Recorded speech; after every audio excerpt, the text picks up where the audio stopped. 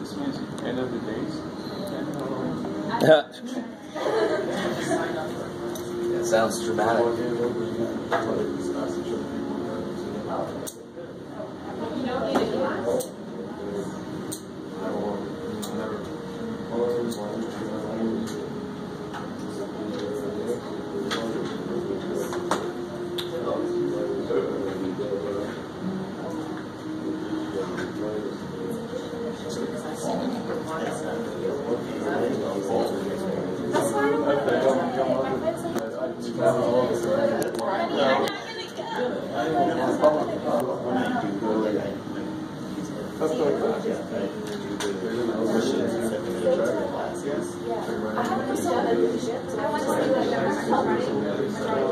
Somebody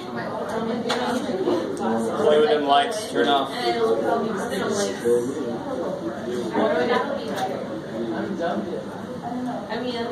Keep trying. You can leave that one on. Oh yeah, oh yeah. Ooh yeah, that's good. You guys alright? Should have passed out some glow in the dark stuff or something. Alright guys, let's take a look. So these first two are really just kind of extensions of checking a solution. So somebody thinks the 2, works for this equation. So how do I check that? Well, I plug it in. What does 2 represent? X. Actually, they're both 2, so you almost can't lose on this one. So 2 minus 3 times 2, is that equal to 4? Let's check. 2 minus 3 times 2, what's 3 times 2? So negative, and then 2 minus 6 is negative 4 does not equal 4. So does that point, is that ordered pair solution? No. No. Does that point sit on this line? The line is going to go through all the points that do what? Why do I graph the line? Because it's the quickest way to answer the question, what are the answers to this? So all the points that a graph goes through are points that work in the equation. That's the connection between an equation and its graph. Stop there for a minute. Is that cool? So since that point does not work in that equation, it will not lie on the graph of that equation. Because if it did lie in the graph of the equation, it should work. I like it. So what about this guy? I love the people that actually ask me, very good question, what the hell is 1 and 7? Well, it's always alphabetical order, unless otherwise stated. Get some opera now.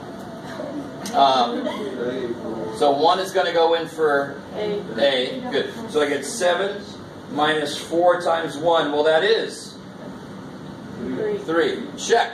So that works in that equation. Therefore, this point would... It's a solution. It would sit on the graph of this. I like it. So if I graph that equation, it would go through the point 1, 7. So that's the connection that I think students lose sometimes. That's how I create points. I plug stuff in, and I get stuff out, and I plot the points, and I connect them. So where does the equation go through graphically? It goes through all the points that work in that equation. Now, I appreciate, don't connect points unless they come from an equation, because then there's something to the pattern that I want to see. If you connect points, you're assuming that all the things that your pencil goes through are other points. But I only ask you to graph these. So don't connect them. Get a nifty little pentagram kind of thing going on, but I'm not trying to do any rituals in here. So give yourself some scale. 1, 2, 3, 4, 5. 1, 2, 3, 4, 5. Negative 1, negative 2, negative 3, negative 1, negative 2, negative 3. Alright. So what quadrant did A end up being in? Yeah, because this is what? This is quadrant 1, 2, 3, 4. Guys? So the point negative 3, 2 tells you to go back 3, because the first number is the X. So in the X direction, we're going to go back 3, and in the Y direction, we're going to go up 2. So your A point should have been there. Cool. I like it. And then B, what quadrant did B end up in? George. 4. Quack. Good, the fourth quadrant. So you go, what's it tell you to do? 5. Go over 5. Down 2. Bam. So that's B. And then C, is that going to be in a quadrant C? No. I like it. So it tells you to go nowhere left and right. It says don't go anywhere left and right, only go up 4. I like it. So this point, we also call this point the y-intercept. Why would we call that? Because it intercepts the y-axis. It's crazy. So then we could also have x-intercepts, and those would intersect the x-axis. What about this one, -1, -5? That would be going... 3. Who to what? -1, -5. 1, -5. Yeah, go back 1. Down 5. Right there, so that's D. 3, 3. Go over 3. Up 3. That's E. And then F, it says just go back 5. Don't go up and down at all. So that's the example of a x-intercept. Let me stop there. So that should be a skill most of you guys have done before, just plotting points on a grid. They almost look like they want to make a circle in a way, but I like how people were connecting them alphabetically, and then they made a nifty little star shape. That wasn't what I was going for. Now, I did kind of throw you out there without any, and I don't care, because this is not created, so I don't care. But what do you think this D represents? Domain. So these are all my x values. These are my y values. And just remember, the only thing the function requires is that every input has only one output. Every x goes to only one y. So it doesn't matter that both 5 and 6 have the same thing. Could 2 people have the same size shoe on right now? Of course. Just one person can't have 2 different size shoes on one foot. That's not easy to pull off. So this, none of the x's go to more than one y, so this is a function.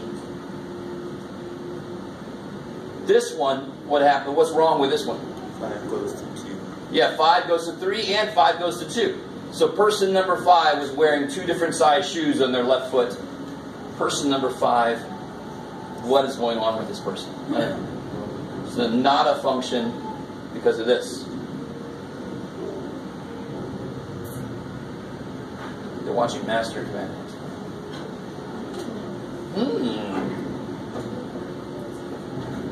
Do you see how this question is the same as this one, just written a little bit different format?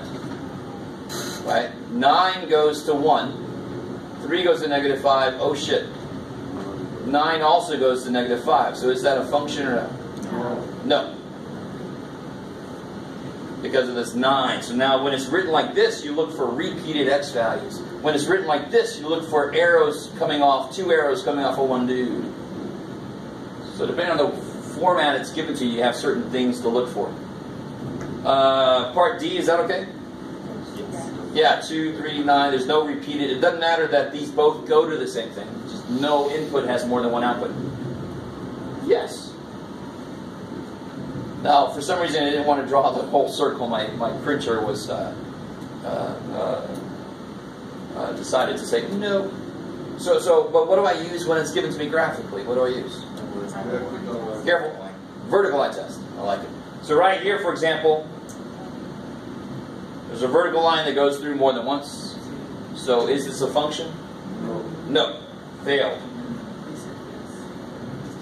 Vertical line test. What about this guy? Yes. That's fine. Every vertical line that I can imagine goes through only once. It passes the volt. I like it.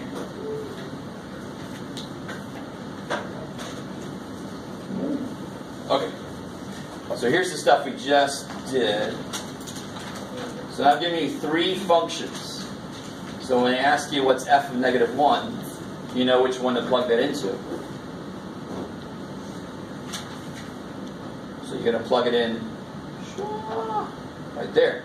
So it'll be twice -1 minus 1. So what do you get there? -3. Yeah, -2 minus 1, -3.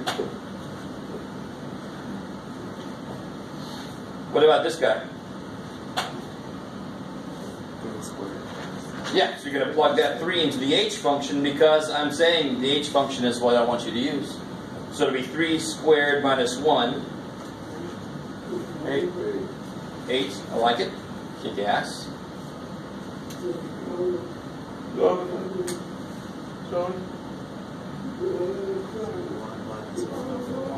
Yeah, good. So now this one wants to use that middle function. Everywhere I see an x, I'm going to replace it with 1. Because I know x is 1.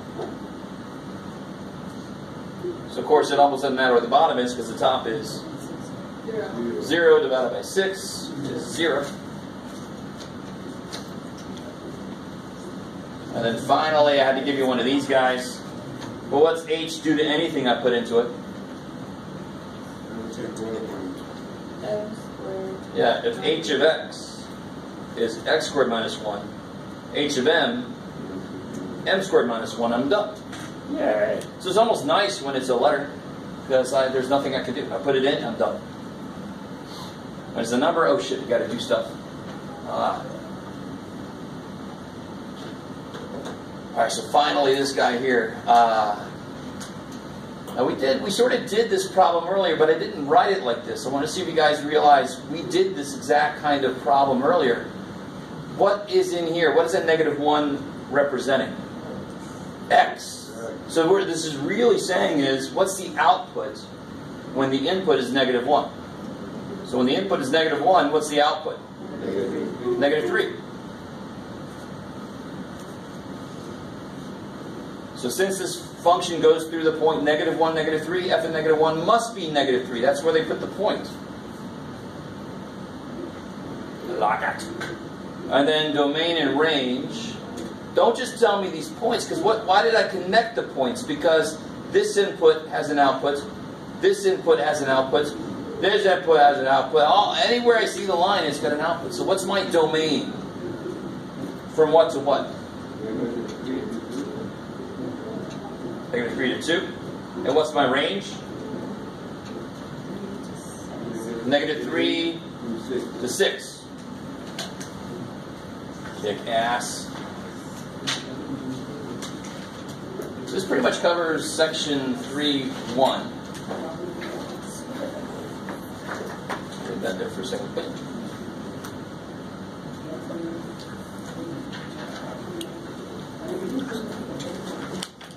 So one last little thing I want to do, and I'll let you guys out of here.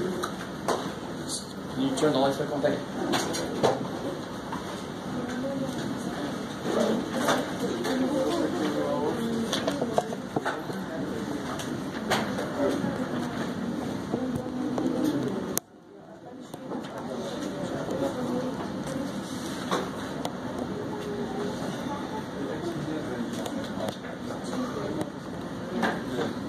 GH, Jeff. Okay.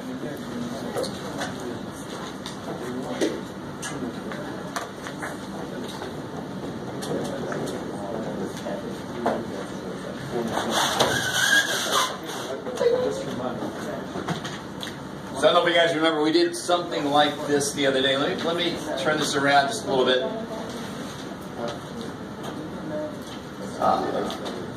Sure.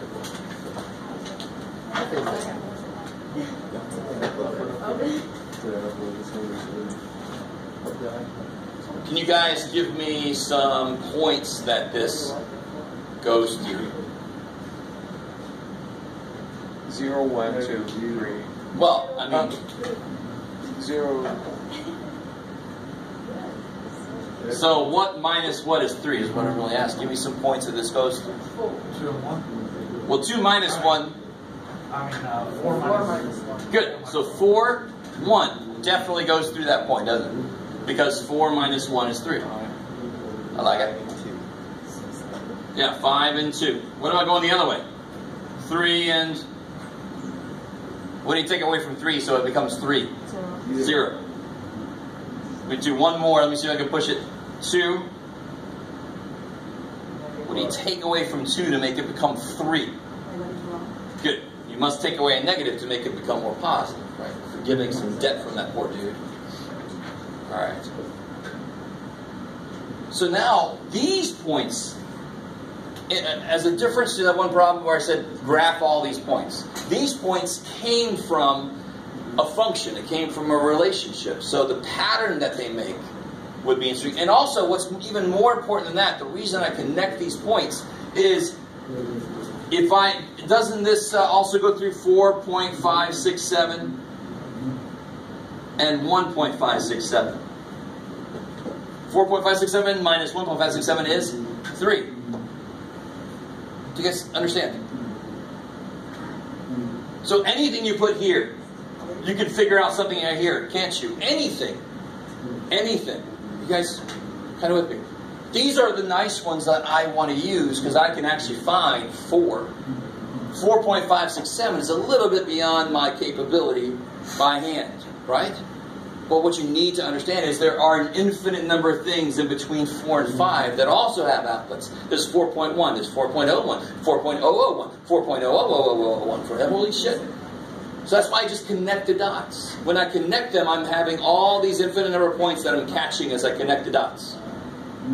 That is why a graph is the complete answer, because it doesn't miss anything. So if I go to plot these points, I plot them like I always do, except now I connect them. Because the connection actually has a meaning. So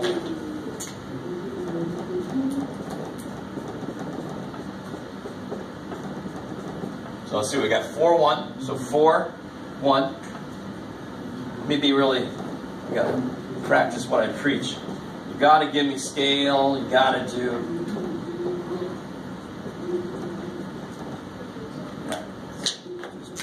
Wow. 5, 2. 5, 2. 3, 0. So what would that be? What's that point?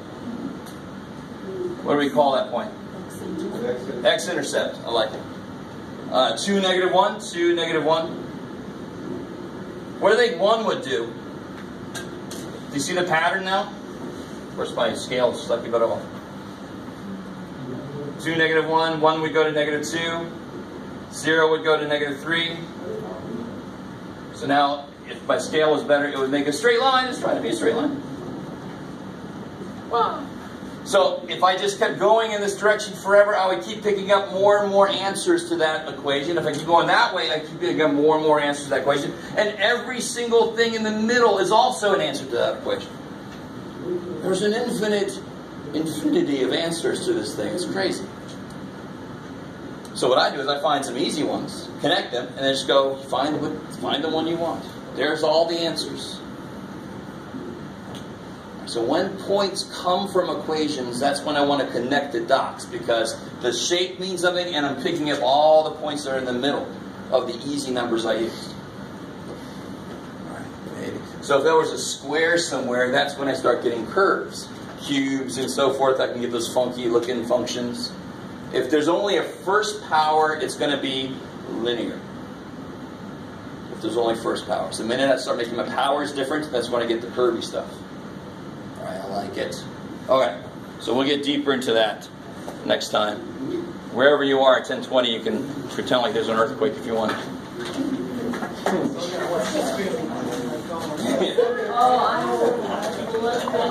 I don't know.